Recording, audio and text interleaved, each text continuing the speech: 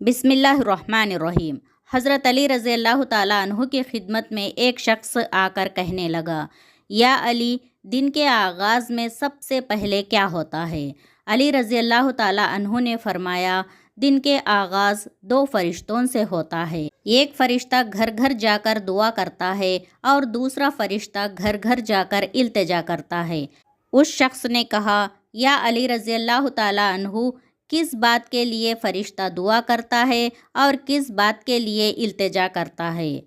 تو حضرت علی رضی اللہ تعالیٰ عنہ نے فرمایا، میں نے حضرت رسول اللہ صلی اللہ علیہ وسلم سے سنا ہے کہ صبح سے پہلے دو فرشتے زمین پر آتے ہیں اور گھر گھر جا کر دیکھتے ہیں، جس گھر میں کوئی ایسا بندہ ہوتا ہے جو اللہ کی مخلوق پر خرچ کرتا ہے، اپنے عزیز و اقارب پر خرچ کرتا ہے، اپنے گھر والوں کی ضرورتوں کو اپنا فرض سمجھتا ہے، تو ایک فرشتہ اللہ کی بارگاہ میں دعا کرتا ہے، اے اللہ، اس کے ہاتھ کو کبھی تنگ مت کرنا، اس کے نعمتوں کو بڑھاتے رہنا، تاکہ یہ ایسے ہی اپنے عزیز و اقارب اور اپنے گھر والوں پر خرچ کر سکے۔ اور دوسرا فرشتہ ڈھونڈتا ہے کہ کہیں کوئی گھر ایسا تو نہیں جس گھر میں کوئی ایسا شخص ہو کہ اپنے گھر والوں پر، عزیز و اقارب پر خرچ نہیں کرتا ہو، وہ چھپا کر رکھتا ہو، یعنی اللہ کی مخلوق پر خرچ نہیں کرتا ہو۔ وہ جب ایسے انسان کو دیکھتا ہے